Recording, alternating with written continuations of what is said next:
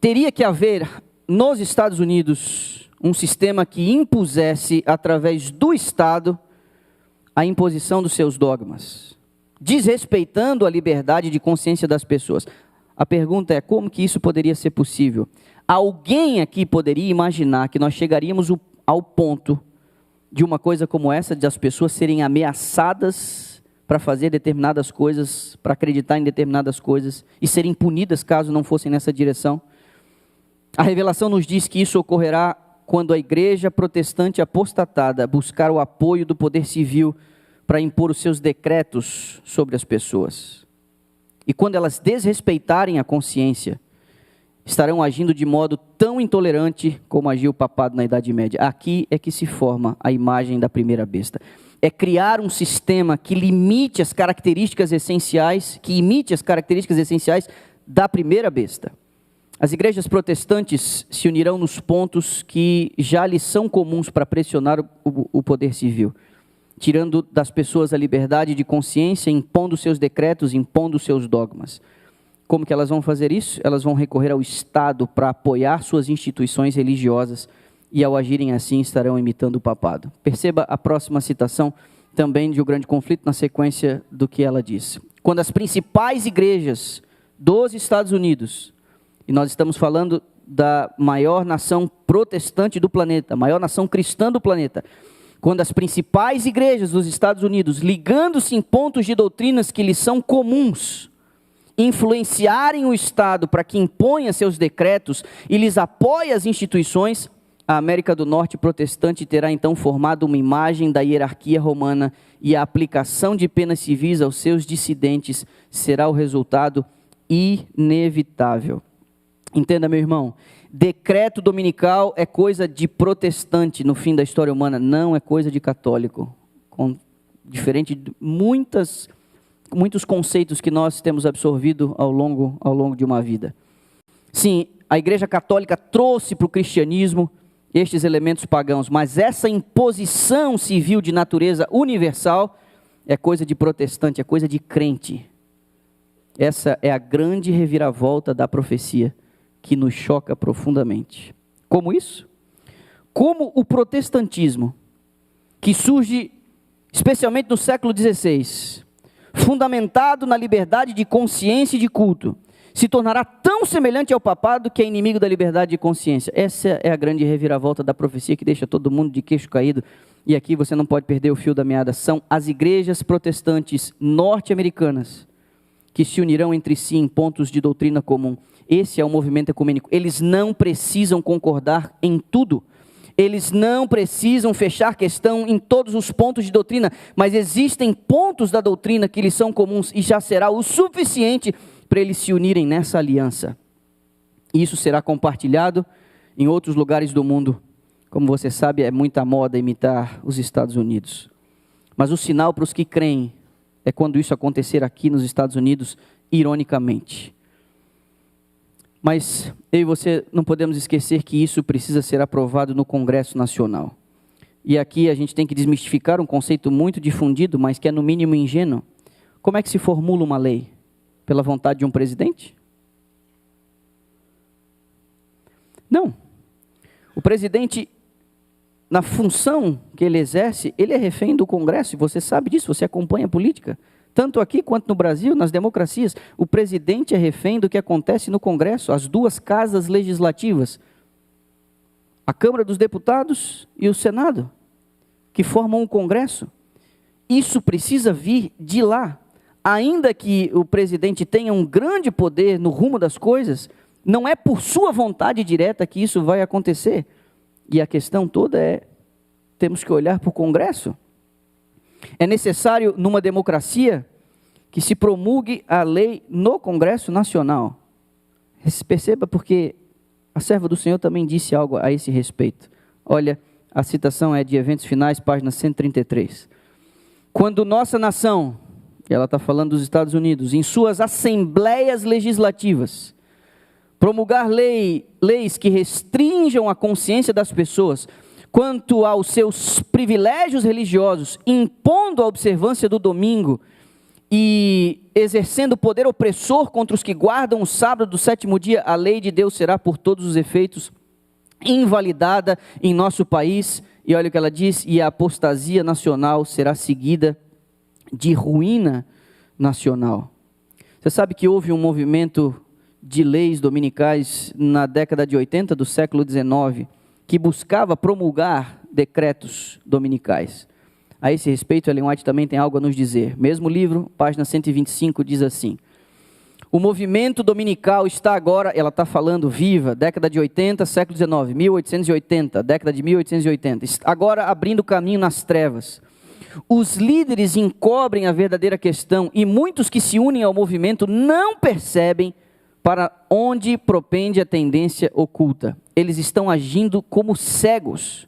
Não veem que se um governo protestante abandona os princípios que deles fizeram uma nação livre e independente e pela legislação introduz na Constituição princípios que propaguem a falsidade e ilusão papal, eles estão se lançando nos horrores romanos da Idade Média. Isso ela disse enquanto viva lá atrás, século XIX. Ela também diz assim, na sequência: muitos há, mesmo entre os que se empenham nesse movimento em favor da imposição do domingo, que se acham cegos aos resultados que seguirão a essa nação. Não veem que golpeiam diretamente a liberdade religiosa. Muitos existem que jamais compreenderam as reivindicações do sábado bíblico e o falso fundamento sobre o qual repousa a instituição do domingo. E ela conclui: os que se empenham em conseguir uma emenda à Constituição para obter uma lei que impõe a observância do domingo, mal compreende qual vai ser o resultado: uma crise iminente. Meu irmão, não é coisa de papa, não é coisa de presidente, é coisa do Congresso. E você não pode perder essa dimensão profética. Coisa do Congresso por causa de quê? É interessante porque Deus, em sua bondade, trouxe para a gente luz, para a gente poder compreender as coisas e entender quando elas começarem a acontecer. Por que cargas d'água? Um Congresso Nacional, neste país onde foi estabelecido sob os pilares da liberdade, onde as pessoas saíram de um contexto opressor para vir para cá, para poderem exercer a fé, para poderem ser livres.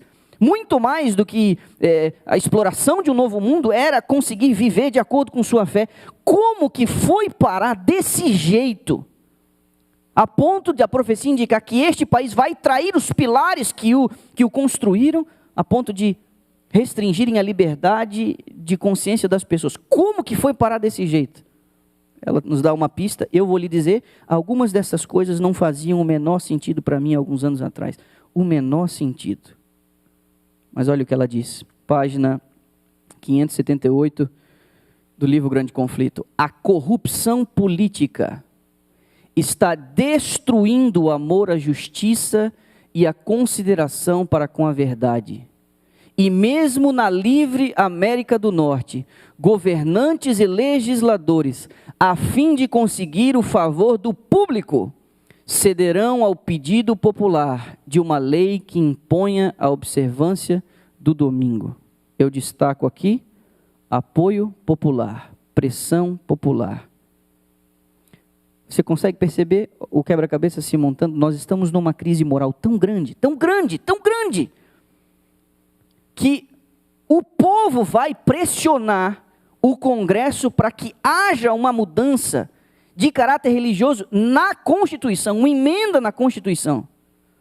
E alguns podem imaginar quão efetiva seria a pressão popular.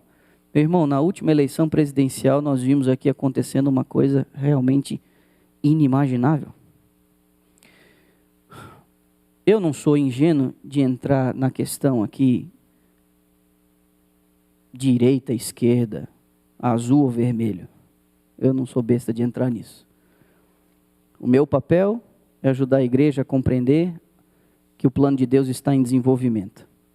E o que nós vimos na última eleição é um homem que se dizia cristão e que em todo o seu histórico e passado, toda a sua biografia desalinhada aos valores cristãos, mas que foi apoiado pelas igrejas protestantes, em sua maioria neste país, E foi por este apoio popular, religioso, que esse homem chegou ao poder. Recentemente, um vizinho meu, pastor aqui de Dallas, disse, isso está disponível, documento do domínio público. Antes de as pessoas considerarem a hipótese do atual presidente ganhar, este pastor, que perambulava com ele os 4 cantos desse país, num avião particular, disse a ele, você vai ganhar. Ao que ele respondeu, você acha realmente que eu vou ganhar? Você vai ganhar. E quando você ganhar, não esqueça da agenda que a gente está formando aqui. Não esqueça da nossa agenda. Aqueles que avaliam a história, a condição atual da política, conseguem perceber uma incoerência entre aquilo que as igrejas protestantes, que são consideradas de extrema direita, com os valores e a biografia daquele que hoje exerce o poder e atende esses requisitos, essa agenda dessas igrejas. E eu estou lhe dizendo isso porque há alguns anos atrás, quando as informações não eram tão abertas, quando a internet não exercia tanta força, quando tudo que se faz aqui, daqui a 2 minutos está todo mundo sabendo, eu olhava para esses negócios e dizia, eu não sei como é que isso aqui vai acontecer, e eu vou lhe dizer agora, é plenamente viável. O que ela diz aqui nesse texto é que a pressão popular, a corrupção está tão grande, a desilusão está tão grande, sabe, tão grande, que a pressão popular vai fazer com que eles, para conseguirem o apoio e se manterem no poder, eles cedam às exigências de uma igreja protestante apostatada, para que nessa emenda da Constituição, a imagem da besta se forme, que é a ameaça à consciência, ameaça à liberdade. Como que isso poderia ser possível? Quando estas coisas foram escritas, gente, há em torno de 120, 130 anos atrás, alguém poderia olhar para esse tipo de revelação e dizer, essa senhora está completamente maluca. Isso aqui não faz o menor sentido. Isso aqui não faz o menor sentido. É Deus dizendo, eu não perdi a mão. Eu não perdi a mão. Agora, por que a besta da terra faria uma imagem para que a outra besta pudesse ser... Por que ela não faria para si mesmo? Por que ela não faria para si mesmo? Aqui existe um outro texto. Testemunhos Seletos, volume 2, diz assim, quando nossa nação abjurar os princípios de seu governo de tal forma que vote uma lei dominical, nesse próprio ato o protestantismo dará a mão ao papado, e isso não será outra coisa senão dar vida à tirania que há muito aguarda, ansiosa, sua oportunidade de saltar de novo para o despotismo ativo. Nesse ato, eles estarão prestando uma homenagem. Não precisa ser explícito para se render essa homenagem. Adorem lá, olhem para lá, respeitem lá, isso não precisa ser explícito. Nesse ato você honra aquele que através do domingo declara a sua autoridade. É a autoridade, o pai do domingo é o papado. E nesse sentido, ele será adorado porque tem a paternidade dessa doutrina.